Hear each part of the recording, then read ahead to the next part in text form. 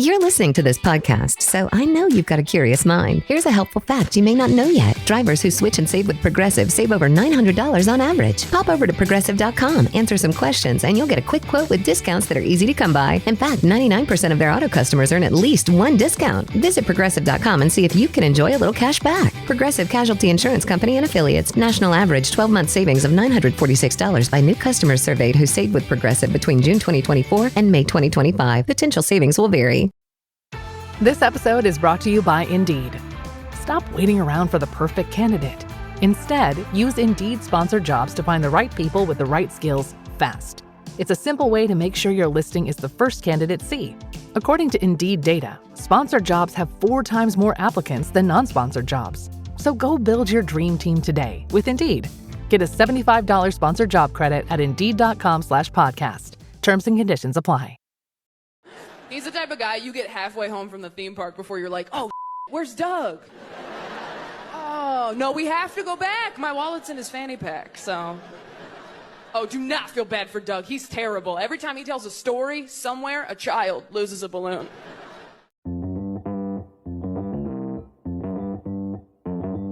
Live from the basement of the YouTube headquarters, it's the Stacking Benjamin Show.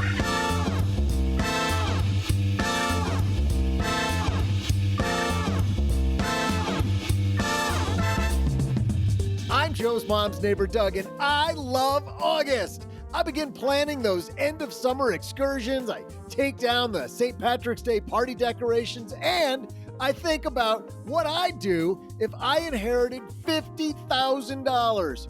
You know what I'd do? I'd put together a panel of experts and ask them. I haven't figured out who those experts might be yet, but I might as well ask the people we've got here today, huh? And don't worry, because we'll also save time for our incredible year-long trivia competition. And now, a guy who can't lift weights, but he sure knows how to flex a Roth IRA, it's Joe Saul-Sehy. I think it's not weights, Doug, it's weight. I could lift weight, like a single weight. Single weight. But when you get to weights, it's way too far. Hey everybody, happy Friday. Welcome back to the Stacking Benjamin Show. We're super happy that you're here. And man, do we have a topic for you today. If at some point in your life, maybe there's a windfall on the way, you're going to want to know what to do. And we've got the perfect people to teach you what the things are to think about, what's the order of operations, what are some of the tangential things you might think differently about in your life. Let's meet our panel today, starting with the guy across the card table from me. Mr. OG is here. How are you, buddy? I'm having all sorts of troubles today, but I'm okay. Word to the wise, if you ever have a, like a granola bar, sometimes they have like chocolate chips on them or something like that. Yeah. And you decide to set a hot coffee mug on top of a old chocolate chip. It doesn't look like chocolate chip anymore when it's all over your fingers and all over your desk. Is that your excuse for the chocolatey fingers? Is that what you're going with? Well, it still tastes like chocolate though, so that's good. That's a risky taste test. Gambled in one, fellas and ladies. Just give it the taste test. The guy that hopefully hasn't done that with his daughter's diapers is Mr. Jesse Cramer. Not mustard. Who's here. Yes. Not mustard, Jesse. We're off to a rip-roaring start. What are we, like 45 seconds in? I'm about to bail out of this episode. It's Friday. What will I do with $50,000? I'll buy a new podcast partner. You'll buy new friends. Yeah, get me out of here. And we're done. Thanks for playing, everybody. We're out of here. But besides being here with us, you having a good day? Having a great day. It is a gorgeous day here in Rochester today. And I got out this morning with a friend and we whacked a ball around a golf course a little bit and no complaints. Now I'm in the office getting some things done and I'm here with you guys, melted chocolate and all. It's wonderful. Fantastic. And speaking of whacked, I don't know. Paula Pant from Afford Anything joins us. I got to say, so as we've been talking, for everyone who's joined us on YouTube or who's watching on YouTube, you'll have seen a color change, a background change, because when this started, the background was this golden yellow. And now, of course, we've changed to Stacking Benjamin's green, the green of a Benjamin, which totally disrupts the joke that I was about to tell. Because, Joe, I was going to joke that the yellow that we have as our background, one could describe the color as maize. Oh, And- God, no. No. And I notice you're wearing these blue glasses. No. And the show's over. Everybody say goodbye to Paula Pant as she is gone from this podcast. Oh, that's horrible. Hey, you're the one who made a Wolverine-colored show. No, God. I knew I liked Paula. What the heck's going on here? Well, on that note, quick, change the topic. We're going to talk today about what if you came across $50,000. You get a call from either your bank, an attorney, a loved one, and there's $50,000 in your bank account that wasn't there yesterday. The bank's just going to ran. Like, has that ever happened? Have you ever had bank error in your favor? I was going to say, it's Monopoly money, right? It's Yeah, Monopoly. I don't think so. There it is, right there, Jesse. It could happen. Who knows? Well, but for whatever reason. It usually happens to optimists, OG. So it would never happen to you. But other Yeah. people, it might happen to. For sure, maybe. Sorry. Shots fired. All right. We got Jesse's clearly here. OG is here. Paula is here. Well, for the time being, she's here. After that, slight. I don't know if we want her to stick around or not. And Doug's here. We're going to talk about $50,000. What would you do? But first, we have some partners who make sure that we can keep on keeping on, and you pay nothing for this goodness. We're going to hear from them, and then we're going to talk about how to invest a windfall. You may not know that when we started Stacking Benjamins, it was a blog, and even then, just the startup cost, I remember thinking, is this the right thing? And what if I write things and nobody comes, right? Well, luckily, that didn't end up happening. But starting something new isn't just hard. It's terrifying. There's so much work. You're not sure whether it's going to work out. You're not sure if anybody's going to read it. And then we change it to a podcast. Is anybody actually going to listen, right? What if nobody wants all the stuff that we have? Well, had I used Shopify, it would have been even easier because with their expertise, their helpful tools, and their easy to use platform, that's something that would have made Stacking Benjamins more effective much, much more quickly. Shopify is the commerce platform behind millions of businesses around the world and 10% of all e-commerce in the U.S. Names you've heard of like Heinz and Mattel, Shopify, Gymshark, Aviator Nation, Allbirds, also all Shopify. Get started with your own design studio with hundreds of ready-to-use templates. Shopify helps you build a beautiful online store that matches your brand style. And best yet, Shopify is your commerce expert with world-class expertise in everything from managing inventory to international shipping to processing returns and beyond. And did I mention that iconic purple Shop Pay button? It's used by millions of businesses around the world. It's why Shopify has the best converting checkout on the planet. It also helps boost conversions, meaning less carts going abandoned and more sales for you. So you're stacking Benjamins much more quickly. Time to turn those what ifs into with Shopify today. Sign up for your $1 per month trial today at shopify.com/SB. Go to shopify.com/SB. That's shopify.com/SB. Dell PCs with Intel Inside are built for the moments you plan and the ones you don't. They're for those all-night study sessions, the moment you're working from a cafe and realize every outlet's taken, the times you're deep in your flow and can't be interrupted by an auto update. That's why Dell builds tech that adapts to you. Built with long-lasting batteries so you're not scrambling for an outlet, and built-in intelligence that makes updates around your schedule, not in the middle of it. Find technology built for the way you work at Dell.com/Dell PCs. Built for you.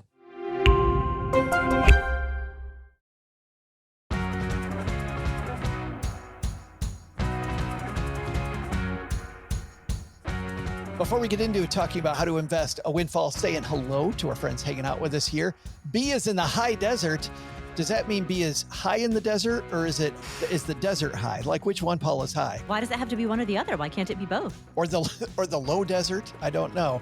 Our friend Jim Wang is here in Maryland. Hey, Jim. Carlos from North Carolina hanging out with us.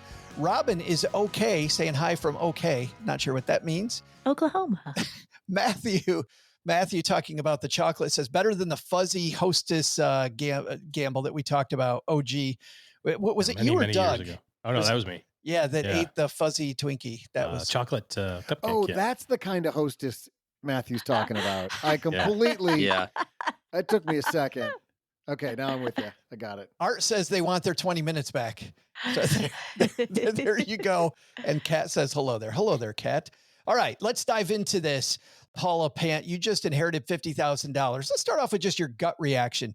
You now have $50,000 you didn't have before. What's your gut reaction? Okay, so I want to make a distinction here between $50,000 that came from an inheritance versus 50,000 that came as any other windfall, like let's say a commission, a bonus, heck, a lottery winning, a scratch off ticket, whatever.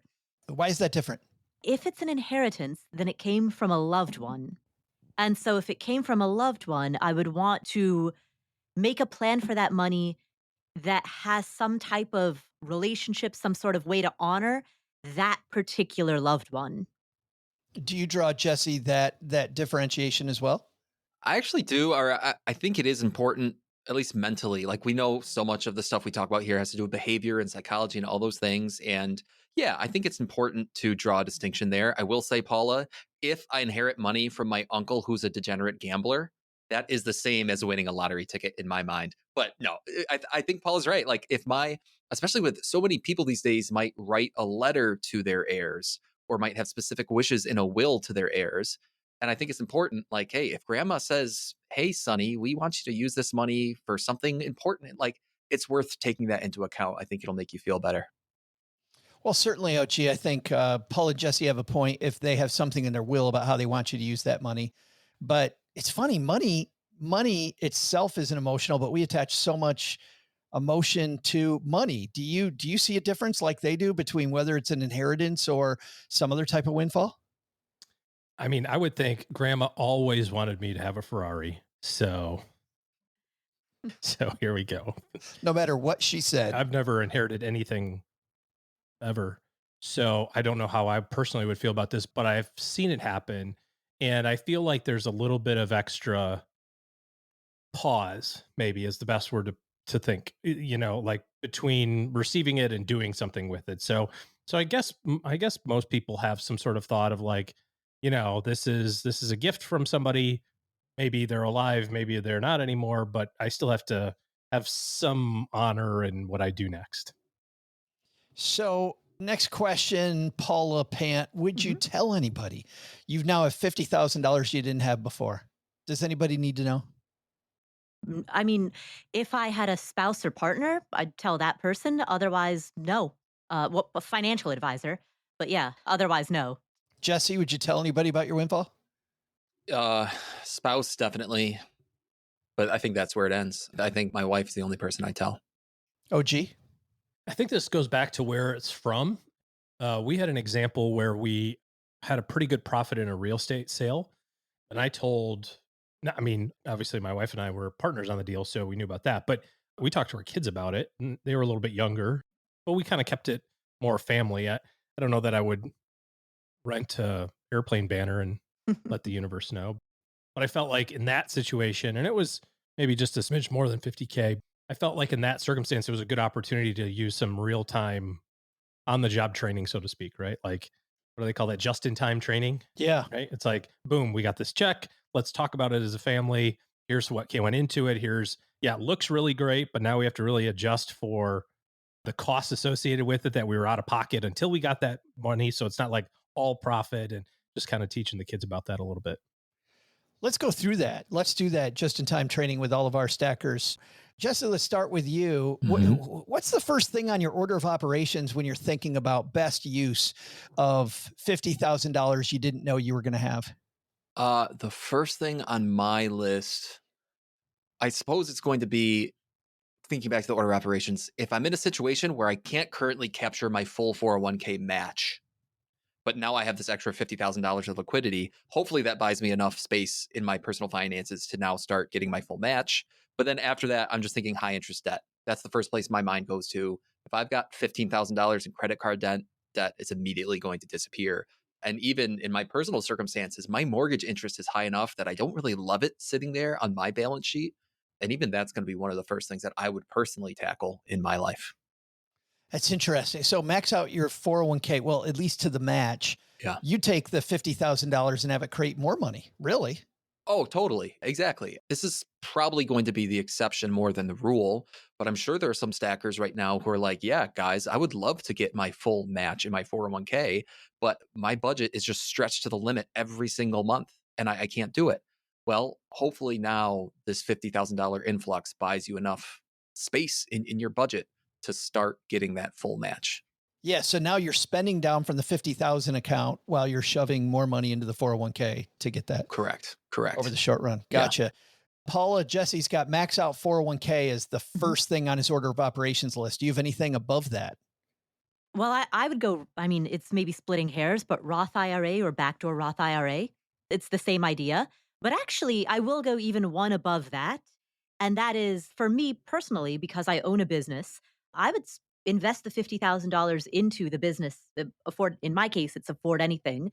But for the sake of anybody listening, if there's a privately held business and you are the 100% sole owner, investing into that business, there's a much greater risk, but there's also a much greater upside potential when you're investing into a business that you yourself own and operate. What I liked about maxing out the 401k that Jesse suggested was that he's using that to take advantage of even more free money. Why would the Roth IRA come before maxing out that 401k match? Okay. So as a disclaimer, I'm thinking from the perspective of somebody who's self-employed and therefore doesn't have a match. Gotcha. Fair. Paul is thinking very, very close to the vest. Yeah. Let's say you're Paula Pant. Yeah. Well, let's just say you're self-employed, because my whole example, even in the example of investing into a business that you yourself own, that's essentially also an example of being self-employed. So I suppose every answer that I'm giving right now really comes from the perspective of somebody who's self-employed or who's an entrepreneur. Let's then talk 401k, because most of our stackers are not self-employed. Jesse, going back to you, max out the 401k to get the match. Paula went immediately toward Roth. Do you do Roth 401k with that money or pre-tax 401k? Ooh, great question. It's all going to come down to a function of tax rates. That's almost always how I think about these situations. And so if someone finds themselves, if they find themselves in their highest or higher earning years, maybe if someone's maybe later in their career, they know this is about as much money as they're ever going to make. Hopefully they've done enough rudimentary financial planning to understand that maybe their early retirement years will be in a lower tax bracket. Well, if I'm paying more taxes now, if I'm a higher tax bracket now and a lower tax bracket later, I would much rather go traditional. I'll defer my taxes when I'm in the highest rates to a later date. But if someone's say earlier career, or they aren't sure how their current versus future tax rates stack up, then I think Roth, there's a really good argument for Roth in that case. Oh, gee, let's see if we can get consensus on this. Somebody working a 9 to 5 and they haven't maxed out the 401k to get the match. Are you on board with Jesse's suggestion that that's the number one thing you think about? Actually, no, I would, and we've actually done this many times with people that have had stuff like this happen. I think the right thing to do is actually to do absolutely nothing for an extended period of time and just kind of set your watch for remind me in 90 days type of thing. And just let life just kind of settle down. Generally speaking, whether, I mean, this is a broad brushstroke, but if whatever happened to dump 50 grand in your pocket, if we're thinking about it from the perspective of it's unexpected, there might be a little baggage that goes with that. I don't mean baggage in a bad way, but I'm just saying like there's other stuff going on in your life. If it's an inheritance, it's somebody maybe passed away. If it's, a scratch off lottery ticket, your adrenaline's at an all-time high and like this is a really poor time to make money decisions. Heck, even if it's a year-end bonus and you were expecting 20 and they bonused you 50, there's nothing wrong with taking 6 weeks or 3 months and just saying, I'm just going to park this in my savings account. It's just going to earn me a little interest and just let life settle back down to normal before I start making big money decisions, to the point of like, well, I could max out my 401k and do all that sort of stuff. You can do that anytime. If you can't do it this year, then you just do it in 2026 if you're able to do it. We had a client some time ago, had some money, but it was due to a really, really, really terrible situation. And the whole conversation was like, what do we got to do? We got to invest it. And I'm like, no. You put this money in a savings account, go live your life for 6 months. If you still want to talk about this in 6 months, call me in 6 months, right? In the meantime, go make your 4% in your savings account and just deal with all of the other stuff that's coming with this. So I think hitting the pause button here is much more important especially when it comes to like windfall type of cash, unexpected cash. Jesse, the OG suggestion does not preclude yours, right? And yours does not preclude his. So Yeah. would you do the same thing where you do the pause, relax, be comfortable with the fact that things have changed a little bit and then max out the 401k, or would you do it right away? The hardest part about that question, Joe, and I was thinking this as OG was speaking, is, well, how long is the pause period supposed to be? How long does it need to be? Does it really vary on a case by case basis? I mean, if someone's coming to me and they're like, yep, grandma died, she's had dementia for 15 years.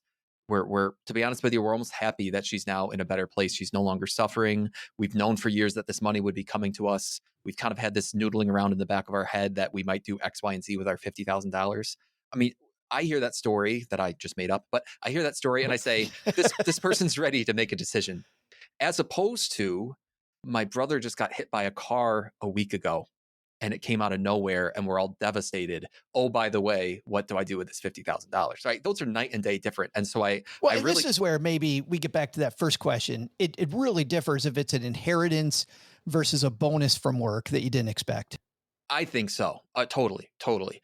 Because we all know, I mean, right, we're all humans here and we all know how much emotional baggage can be tied with some of these ways of coming into money. Whereas some of the other examples that we've talked about already on this episode, there's not that much emotion tied to it at all. And so on the one hand, I totally agree with OG. Like, you never want to make these big decisions in a rush. You don't have to be in a huge rush. But the question does come back to like, hey, is 2 weeks enough time just to take a breather and then we sit down? Or does it really need to be like, hey, you probably have to deal with some grief here. So why don't we talk in a few months, if not longer? There's a gray area in there that I don't have a perfect answer to. There really is, OG. I think 2 questions there. Number one, do you put it on the calendar ahead of time? As somebody's advisor, have you gone, I'm going to give you 2 weeks. We'll get back together in 2 weeks or 6 months or 3 months or whatever it is. You agree on a time frame and it's on a calendar? Or is it truly call me when you're ready? No, we always do the follow-up. So yeah, I would pick a specific time. I would say, all right, on February 1st, let's talk about this again. Well, and then my second question is, if it's a bonus from work, isn't some of that pause time, like, if you know it's coming for a month or two, I suppose you don't need that pause time because you can do some planning ahead of time and then deploy it immediately? Yeah, I mean, again, it just kind of depends on how that conversation goes. I think most companies announce, year-end stuff, whatever that looks like, and then sometime later is when you get it. It's never the surprise, we've told you 20 and you got 50, that doesn't ever happen. And honestly, I think from a bonus at work standpoint, a lot of times some of that is already kind of factored into cash flow anyway, unless it's like literally your first time ever getting a bonus, because in real life, real people spend their bonuses, as part of their overall cash flow. So if we've been doing some planning anyway, we've already said your salary is this, your bonus expected is 50K, and this is what that's already planned for. I'm looking at it from the perspective of like a purely surprise windfall that you had no idea was coming. No clue.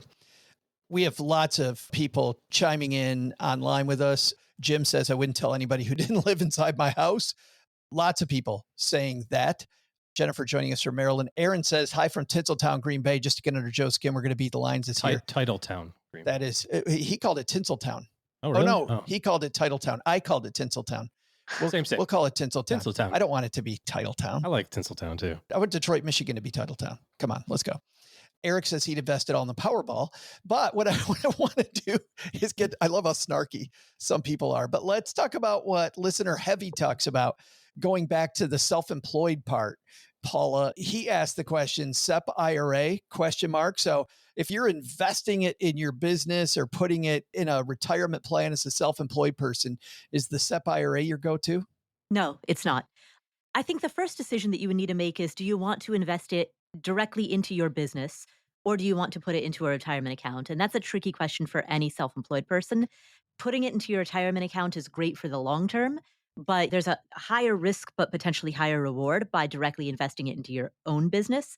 The quote unquote right answer is some combination of the two, and it depends on the factor, the specific individual circumstances of that particular time, yada, yada, yada. With that said, for the portion that you put into a retirement account, my significant preference is a solo 401k rather than a SEP IRA, for two reasons. Number one, you can create a solo 401k that is a Roth 401k, which then gives you the ability to make Roth contributions. In fact, with a solo 401k, your employee side of contributions can be Roth and your employer side, because you are your own employer, can be traditional. So you can make both traditional and Roth contributions if you do the solo 401k route. Whereas with a SEP IRA, everything is going to be traditional. The second reason is because if you're doing a backdoor Roth IRA, if you're making backdoor Roth IRA conversions, the amount that you can convert into a backdoor Roth is proportionate to the total amount of money that you have in all of your IRA assets. And so by virtue of keeping your IRA assets smaller, which you can do by keeping your 401k bigger, you can put more money into the backdoor Roth portion. Let's talk a little bit about the high interest debt discussion that Jesse, that you brought up about credit cards are next. Paula, let's stick with you. Beyond this money investing in your business or putting it toward the 401k, do you go next to high interest rate debt? Oh, I would do that first. I mean, if I had any high interest rate debt, that's the first thing I would tackle. You do that before the free money if you're working for the man? Quote unquote? No, if I was working for the man, I would get the match first. Yeah. And then what Jesse said. Yeah, exactly. Get the match first, then pay off high interest debt. And then if I were working for the man, then the investing in your own business option would not be on the table. So then it would be other retirement accounts. Oh, gee, how about you? High interest rate debt next on the list? I'm just going to keep on being contrarian here, I think. So after the time that we've established we're going to drag our feet a little bit, no, I think I would make a concerted effort at topping off a reasonable amount of emergency fund money. You know, if you've got 1 month, okay, fine. Maybe add 1 month to that. I don't know that you have to go like 0 to 6 months all with the cash and then, you know, you don't do anything else basically, but I think you can make progress on that. And I wouldn't use the extra money to help with cash flow to max out 401ks or any of that stuff. I would put it all on high interest debt. The reason being primarily around behavior. If your life is such that from a cash flow standpoint, you have high interest consumer debt and you're not saving a bunch of money in your retirement plan, which why would you if you have high interest consumer debt, then trying to trick yourself into going, well, I'm going to add this savings and I'm going to spend out of this cash and, you know, that sort of thing. I think you run the risk of having that backfire where you will spend more of that 50K than you're quote unquote allotted to help with cash flow.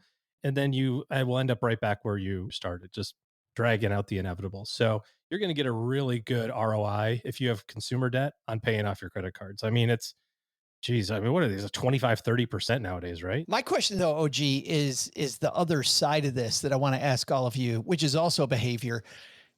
How many times have you seen somebody pay off their high interest credit card debt? Oh, thank goodness that I finally got the money that I was able to pay this off. And then 8 months later, because they haven't changed any of their budget or the way they think about money, they're back into the same debt they had before. Well, how would that change if instead of doing that for 8 months, you put money in a 401k and then ran out of cash, you still have consumer debt. And yeah, now you've got 8 months of 401k contributions, la-di-da.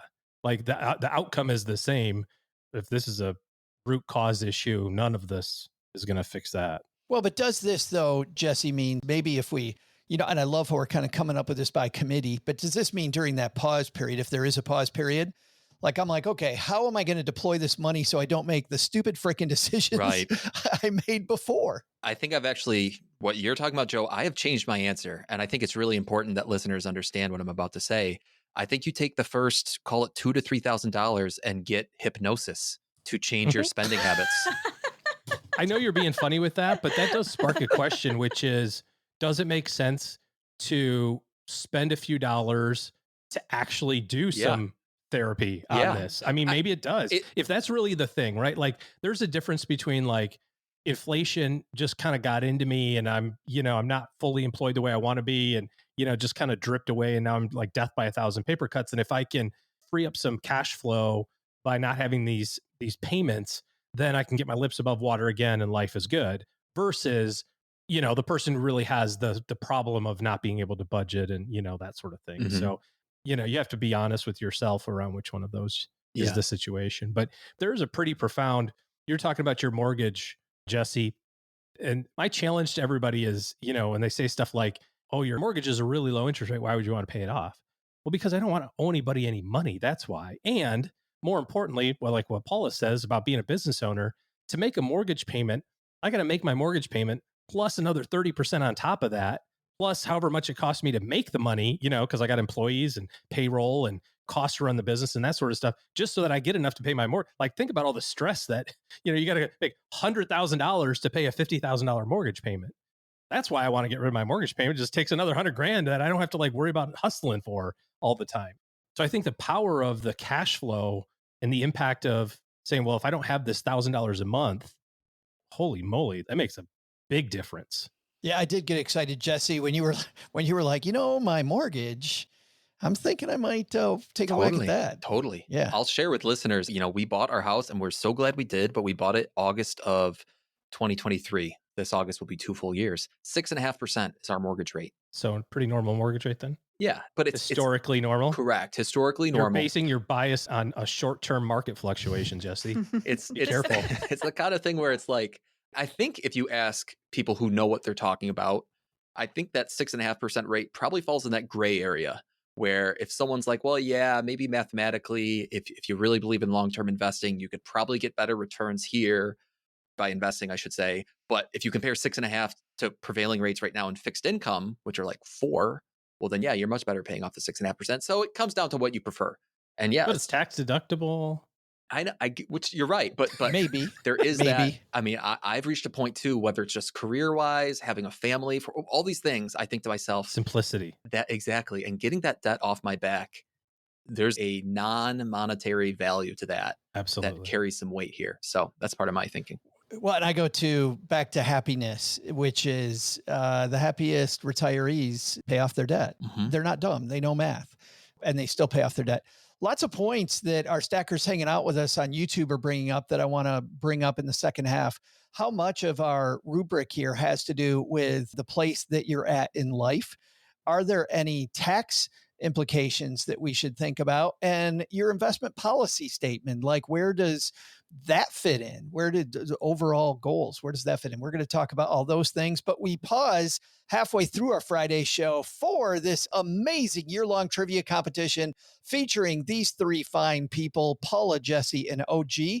And we have had some humdinger years, as Mom says, just some amazingly competitive year-long competitions. And unfortunately, so far, this has not been one of those, Doug. But we're hoping. I don't know, Joe. What is the score so far in this shindig? Well, we've still got Paula way off in the distance on the horizon. You can just make out Paula at 5.5 points. She's waving. She's all excited, but she's not getting any closer. Jesse has made a bit of a surge recently. He's at 7.5 points, trying to catch up with OG at 10 points. Jesse gets a point today. That would go a long way. And Paula gets a point today. We can all just celebrate because Paula got a point. But we need a question. It's August 1st, Doug. What does that mean about today's trivia? Well, hey there, stackers. I'm Joe's mom's neighbor, Doug. And oh boy, August 1st. It's so bittersweet, isn't it? Sure, on one side, I get the 105-degree temperatures that make me feel like I'm living in an easy bake oven. But on the negative side, I guess I finally have to take down the decorations from my favorite holiday, St. Patrick's Day. I know some people love Christmas in July, but why spread that commercialism when you could have St. Patrick's in August? Imagine sweltering in the Texas heat while drinking a room temp Guinness and getting the meat sweats, eating pounds upon pounds of delicious boiled corned beef. I know, right? Incredible. So to get this dream rolling, let's share some St. Patrick's Day trivia. The first thing you need for a holiday to become official is a parade. Duh. Yeah. So what year was the first St. Patrick's Day parade? I'll be back right after I go pour a little water into Joe's mom's Jameson bottle. Forgot I took a swig yesterday, and God, man, that lady, she measures every drop in those bottles. Well, she does, man. You better get up there, Doug, because you're in trouble otherwise. Well, OG, St. Patrick's Day, exactly what you think about on August 1st, I'm sure. Yeah. If you think like Doug, it's the first thing you think about.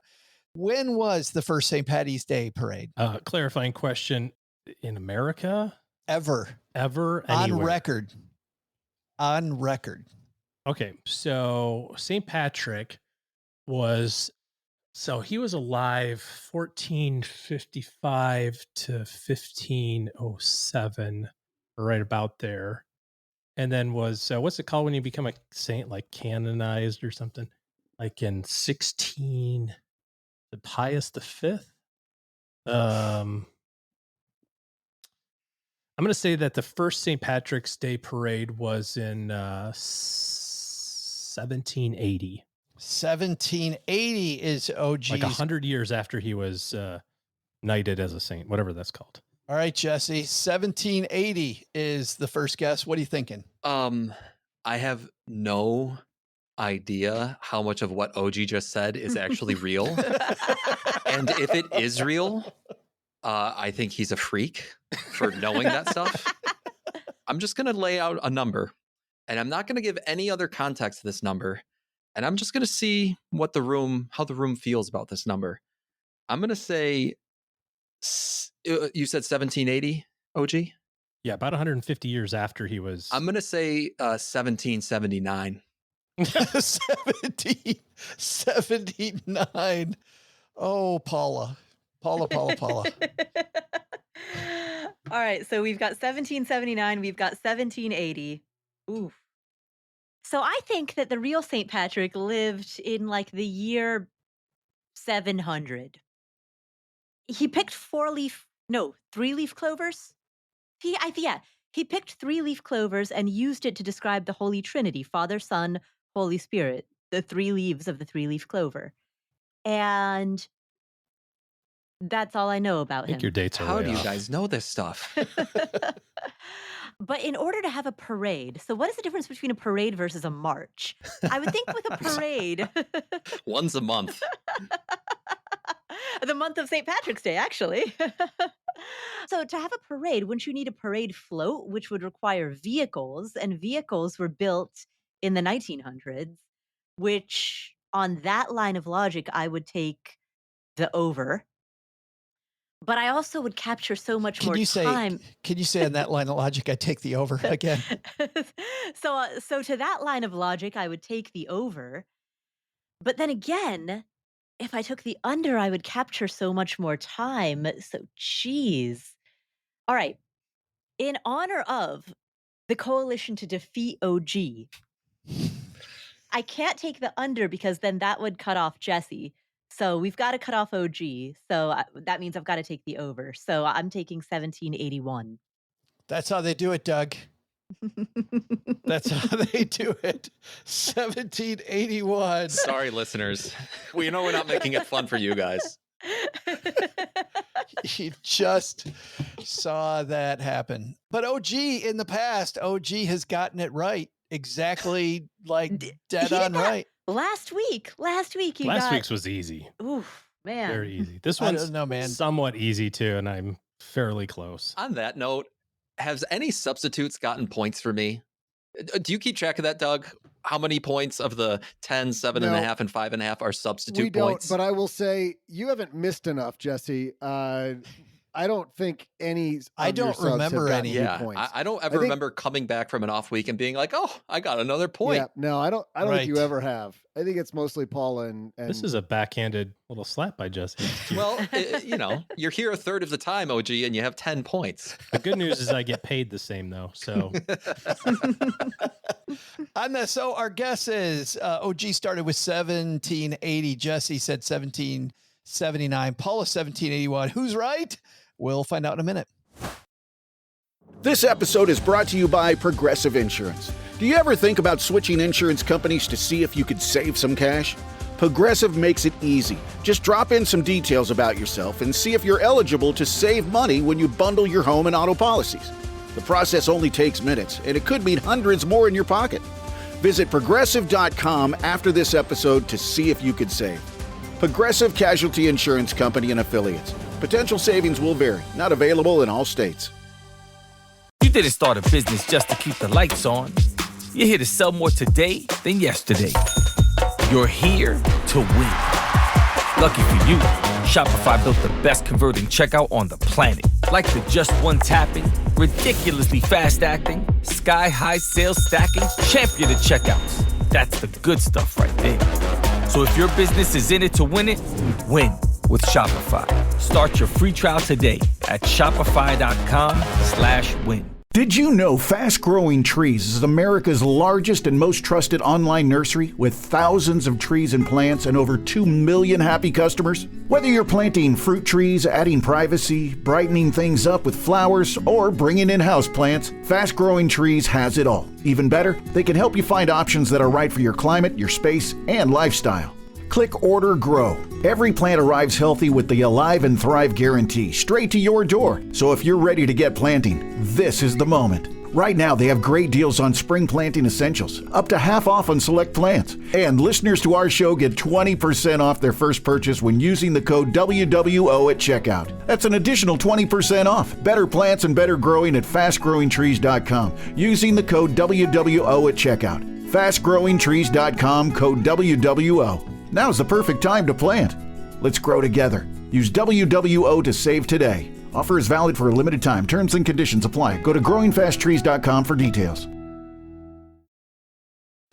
OG, you began this this parade of guesses with 1780. You feeling like you nailed it? I mean, I better. I honestly didn't think that those two would do that, but I can understand why they would.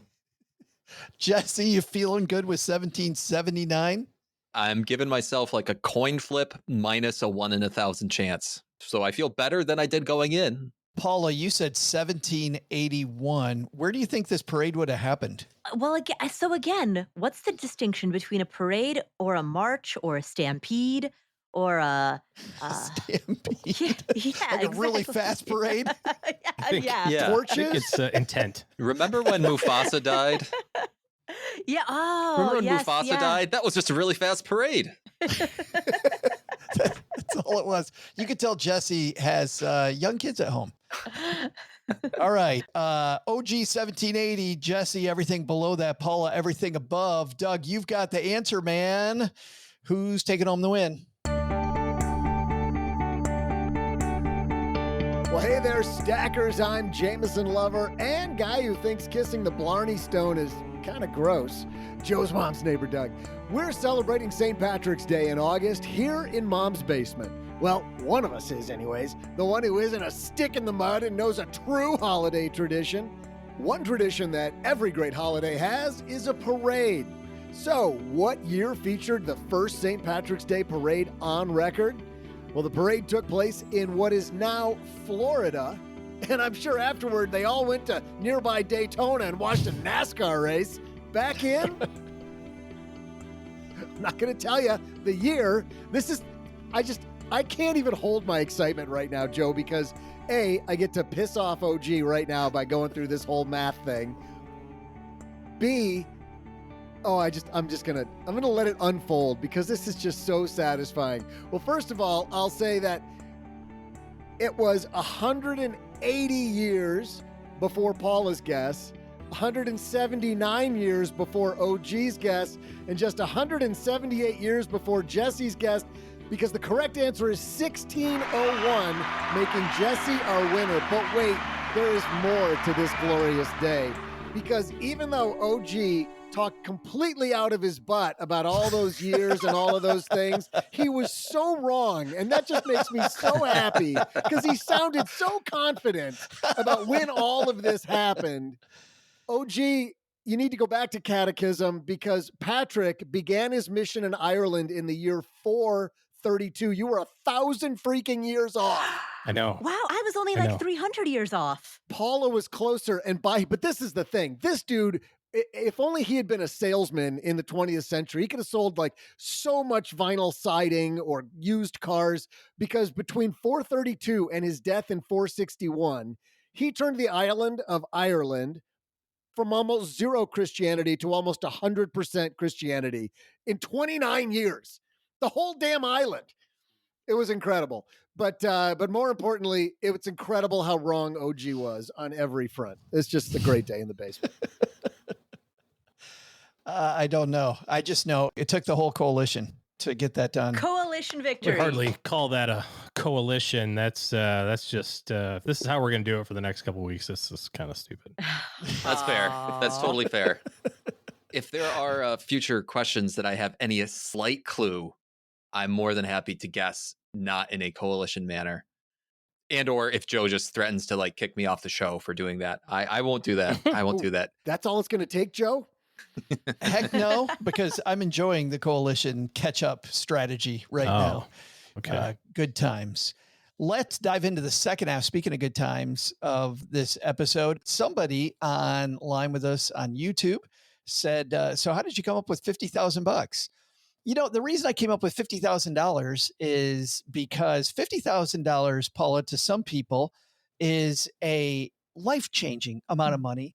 And for other people, it is certainly not a drop in the bucket, and it might change things. It might move the needle, but it's not life-changing. And so I thought 50,000 is a nice number to talk about because Kat with us mentioned that maybe what you do with 50,000 has to do with what part of life you're in. Mhm. What's some differences in how you'd use $50,000 early in life versus somebody maybe in retirement or closer to retirement, how they might use it? Sure. So if you're early in life, I mean, I know a lot of people who made the decision about whether or not they wanted to go to grad school or to a vocational training program based on how much they could pay for and how much debt they wanted to take on. And so there are people who in their 20s make career decisions based on, hey, I don't have the money to go to this program or that program. So early on, I think you would spend that money getting the education or training that you want, perhaps making a down payment on a home, perhaps buying a vehicle. You know, oftentimes you're driving like, a $2,000 beater car. And so if you can get into something a little bit safer, More reliable. Yeah. yeah, exactly. Those are some of the choices that you would make earlier in life. Whereas for most people, if you're, let's say, in your 60s, you're probably thinking about retirement and you're probably wanting to park this money in a manner where it can help fuel that retirement so that it will still be benefiting you into your 70s and 80s. Oh, gee, I'm also thinking about outside benefits here. Does a $50,000 change, does that make you think differently about things outside that 50,000? Like as an example, we talk about somebody early in their life. They might think a little differently about their insurances. If they have $50,000 they didn't have before, they might raise some deductibles. They might, some of the short-term disability, they might, if they put it in the emergency fund, like you suggested, they might forego that. Are there some things, other things that you might think differently about that only tangentially have to do with this $50,000? Well, I think a lot of it is going to be determined by what you're doing with it. I mean, if you're dumping it in your retirement plan because everything else is hunky dory, then it's just going to be commingled with the rest of your stuff. If you are topping off your emergency fund or you're using it to fund that last year of college tuition for your kid that you were like going, how the heck am I going to pay for this? I got 1 year to go and I don't know what to do. It's just too contemporaneous to broad brushstroke and say that there would be some sort of material changes. I honestly don't think that $50,000 is that much of a life change in terms of the upfront amount. Where 50K matters is if you've had the opportunity to let it compound for a really long time. You know, it's all those studies about starting saving early, and if you max out your Roth for the first 5 years of work, and you've put in $30,000 or $35,000, and how much money that turns into over your lifetime. I'll tell you an example. I had a client who inherited a bunch of money from an uncle. As we were going through kind of settling the estate, it was one of those really chaotic estates where it was like, what do we do with this? And it was like, 1,000 shares of Apple. It was just weird stuff that they found, as they were cleaning up everything. After we got everything done, I said the famous line, I don't know if it's trademarked or not, but I will give credit to Paula because I said it before I knew you, was you can do anything you want. You can't do everything. Right? At least you didn't say it on the Today Show and say it was yours. Uh-oh. That sounds like something somebody said. Long story. We were talking about planning and like what this money could be used for. She said, what would it take to take this money so that it still existed for my kids when I died? Like I have She inherited $2 million, a lot of money. And she said, I want to leave $2 million, $1 million to each of my kids. I want to spend like crazy, but what do I have to do today to set aside enough money so that if I'm dead when I'm 90, my kids get, and so we were able to carve out a chunk of money and go, okay, this is off limits. This is what's going to provide that $2 million inheritance, And so if you start thinking, and I think this is the power of the 50K or 100K or whatever number it is, it's not in what it does for you right now. Although if you have consumer debt or something, it'll be magical. But if you're just like, I'm going to dump it in my account, where it becomes meaningful is if you start thinking about how this affects, your kids or grandkids generation. If you don't need the money for you, what can you do to be a good steward of this for the next 100 years? And now you start thinking about like, okay, now we're talking about tens of millions of dollars. And that's where I think from a thinking standpoint, this is where this becomes powerful, because your choices around what would you do if you had $10 million is a hell of a lot different than what you would do with 50,000. Well, and that's something that's interesting to me about the way we started this. And we were like, okay, I pay off high interest debt. I might work toward paying off my mortgage. But Paula, somebody who's 25, 50,000 compounding many, many, many times between now and let's say 60. If you invested it for the long term, like at 25, do you use $50,000 to get rid of past mistakes or fill in past mistakes you made and kind of start over? Or do you say, I'm going to solve those with other money and I'm going to use this 50,000 to do what OG said, maybe make it a meaningful long-term kapow? I think there's a behavioral component as well. And so to the point that you made earlier, Joe, you asked this question. You asked about how sometimes people will pay off their credit card only to get back into that same amount of credit card debt later. What that ties to is what I refer to as the scuzz factor. There's a certain financial threshold after which we become uncomfortable. For some people, like I had a friend, my friend Evelyn, she talked about this publicly, openly on my show many, many years ago. She said that she always felt like as long as the balance on her credit cards was $10,000 or less, she was fine. As soon as it hit 10,000, alarms started flashing. She had a big, big scuzz factor right at the $10,000 number. But as long as the balance was 10,000 or less, she was totally chill. There's an element of knowing yourself, because if you know that your scuzz factor is calibrated towards having 10 grand in credit card debt, then you're going to keep getting yourself back there. And if you know that about yourself, then maybe it makes sense to lock that money away, put it into a tax-advantaged retirement account where you can't tap it without penalty, or make a down payment on a home so that you just can't touch it. It's locked away as a down payment. You've lost that liquidity. If you know that about yourself, you can keep it from yourself in those ways. That's funny. There's just so much to unpack in what she said. Yeah. Around normalization of debt. Like, you know what I mean? There's so many. That's a whole different podcast, what she said. Yeah, exactly. So yeah, I think there's very much a know yourself element to it. Paying tuition, actually, it's another way to lock it away from yourself. Mm-hmm. Basically, there are all of these options that might be mathematically less optimal, but if you know that the best thing you can do is to limit your own ability to screw up your own plan by virtue of locking the money away from yourself, sometimes that marginally less optimal path is the better choice. Think about that knowledge that you gain at an early age compounded across your life in better decision makings. I mean, assuming you used it right, we have to assume that you used what you learned, but it could be huge returns on that. Well, and for some jobs, even just the piece of paper opens up doors that you might not have opened before. Jesse, I want to talk a little bit here about tax implications. Let's say that for some reason you have highly appreciated stock versus just cash. And the highly appreciated stock isn't invested according to your investment philosophy, but the things are performing pretty well.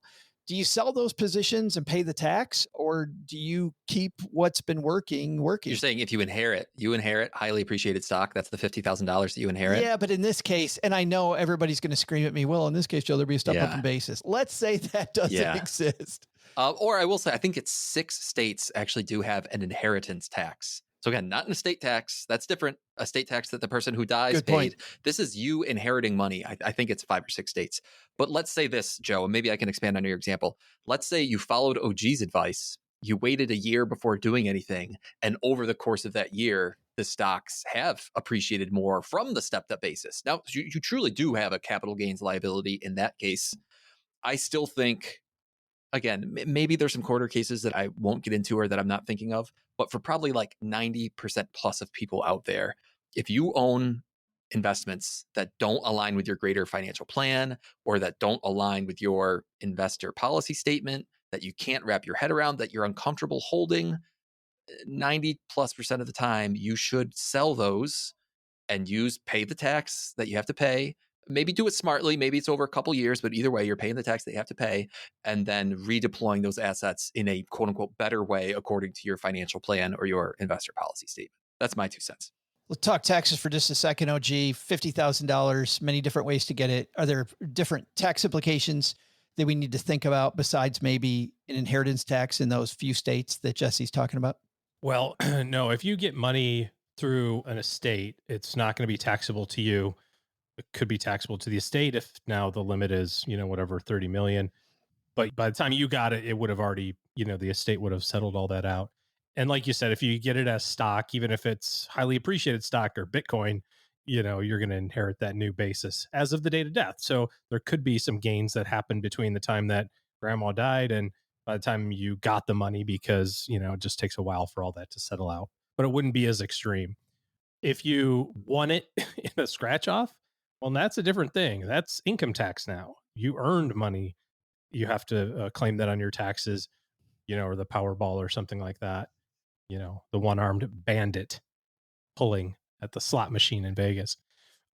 I would take some more immediate action if I inherited something that was worth money, but was illiquid and cost me money to keep up with. Oh, example, like a property. Yeah. Like I got the farm. It's like, okay, great. Are you saying if you bought the farm? I'm sorry. If I bought the farm, then everybody else is like Scrooge McDucking it for a while. Or the apartment building, right? Or you're co-owners with your 5 other siblings in the apartment building. Oh, God help us. I would be much more interested in like exfilling from that as quickly as possible because I don't want to be forced into business partnerships with other people that I don't necessarily want to be in business partnerships with. And anything that's going to cost me money to maintain, I want to take a really keen look at before, deciding that I'm going to keep it for a really long time. So, just because it was great for grandma and grandpa doesn't mean it's necessarily going to be great for you. So an exception to my like hit pause for a while rule would be, here's the farm. Oh, by the way, the cows are due to auction and, a little bit. Oh, Lord. That would be, have to speed it up a little bit. It's funny, Jesse, when you got up, people just hanging out with us on the podcast don't know that Jesse got up. Eric said Jesse went to spend the $50,000. I saw that.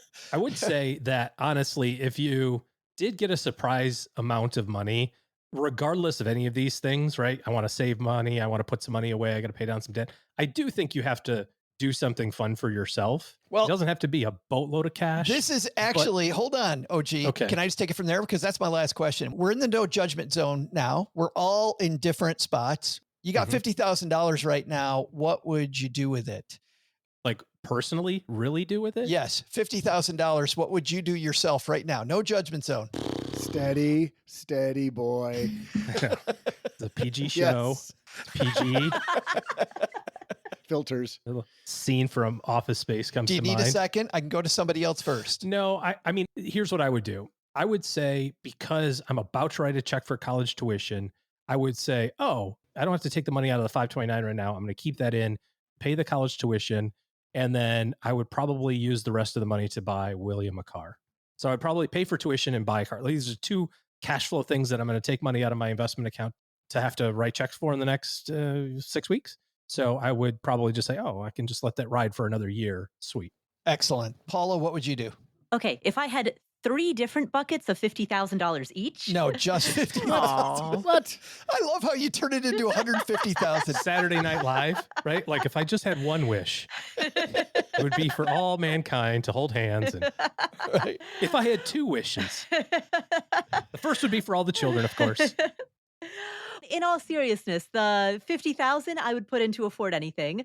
The next $50,000 I would put into some improvements on my properties.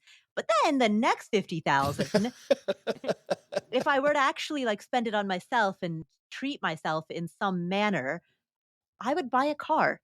You would actually have a car in Manhattan then? Yeah, well, I would buy a car. I would leave it in Atlanta. I would leave it in Georgia.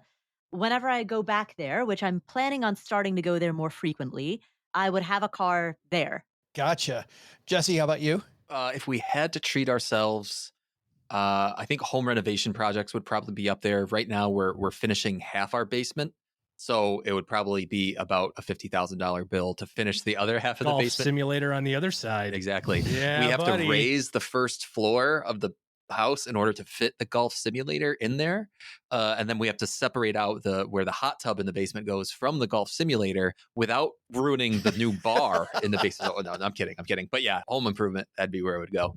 But I wasn't talking about treating yourself. I'm talking about like on your order of operations. What would you literally, seriously The do? serious answer then, I'm sorry, is just the mortgage. Yeah. If you cut me a $50,000, I tell my wife, going back to that part, who would you tell? I tell my wife, I'm sure we could allocate some of the $50,000 for something fun, something nice. We're in a position where we don't need to urgently pay down the mortgage, but the responsible thing to do with most of that money would be to pay down the mortgage. That's what we do.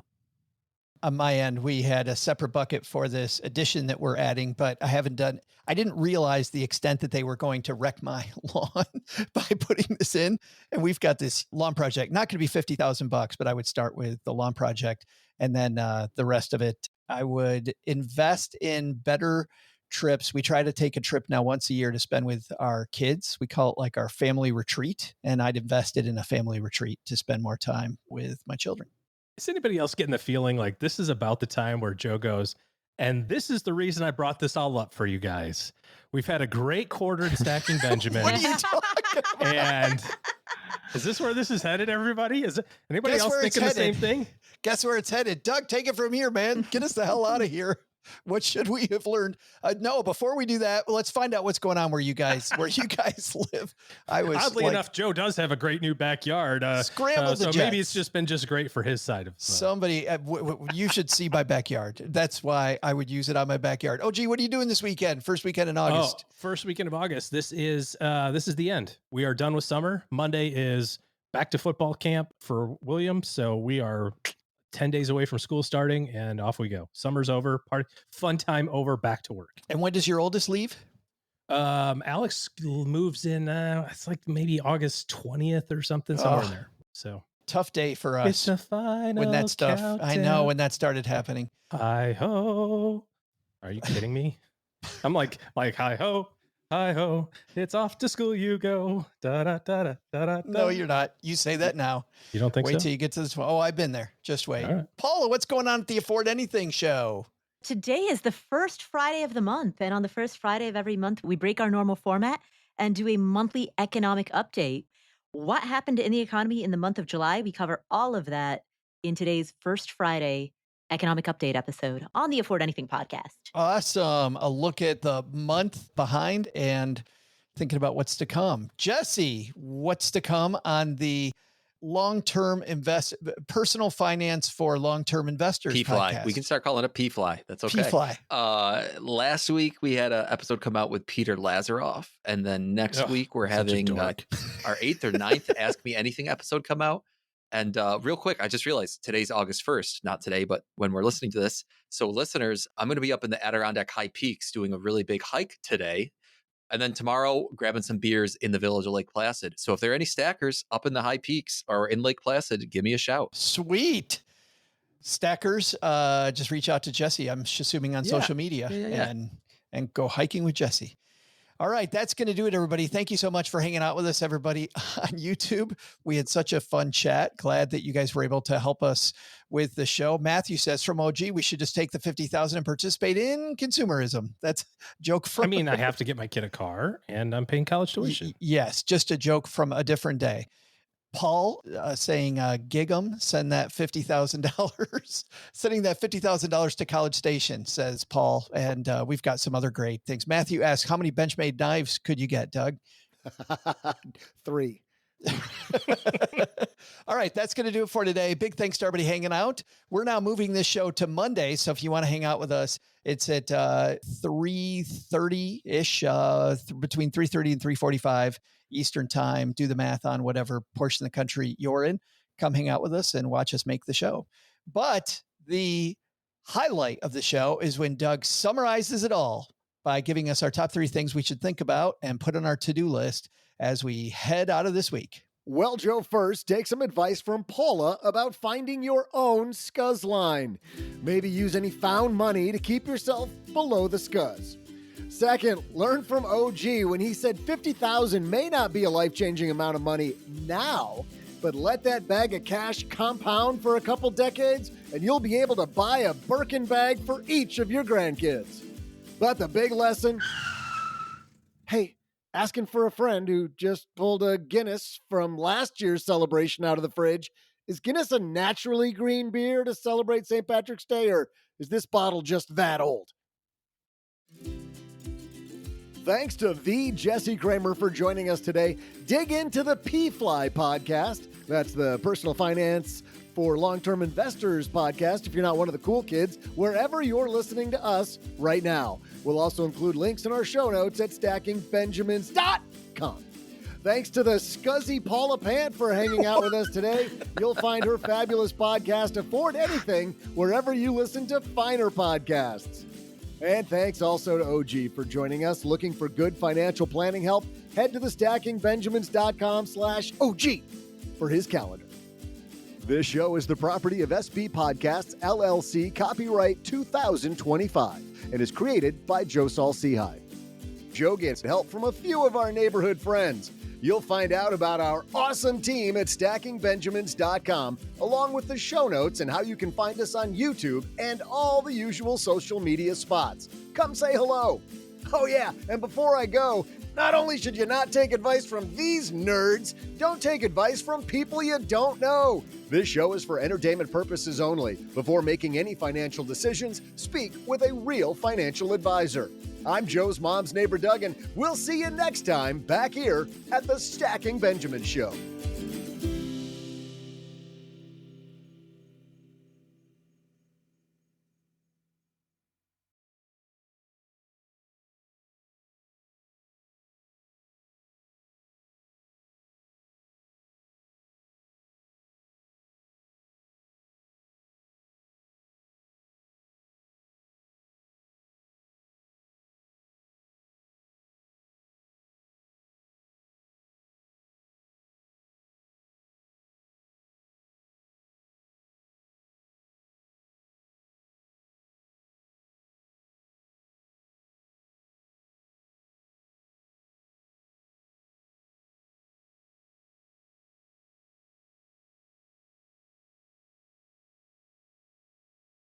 All right, we did it, everybody. Thanks so much for hanging out, everyone. By the way, I don't know what, I don't know if it attached any meaning. Like, I don't know the origins of this word, but I was going to bring up scuzz. I have no idea. We called people, Doug, a scuzz when I was in junior high. And if that has any connotation that I don't know of, or some weirdness that I don't know of, I apologize. But I just know that when I was in 7th grade, if somebody was a scuzz, I just think of like that line in your toilet bowl that you can't get rid of no matter how hard you scrub it, or just like, is that what it is? Grimy nastiness. What does scuzz even mean? I didn't bring it up because I didn't know what was attached to it. It's like the film on your teeth when you don't brush your teeth. Jesse, you gotta go. No, I just chat GPT'd. What's the etymology of the word scuzz? Okay. American slang from the 1960s. The origin's a little murky. On brand. Some theories, it could be scum plus fuzz, creating a blended word. And by the 1970s, scuzz and scuzzy were well established in countercultural slang, often used to describe unsavory people or gross environments. Perfect. Yeah, there it is. Well, that's why we call people a scuzz then. Okay. We're only offending the scuzzy I didn't bring it people. up. Jason asks if it's like a scuzzy drive. A scuzzy drive. Jason, none of the other people on this podcast know what a scuzzy drive is, but I got your joke. Thank you.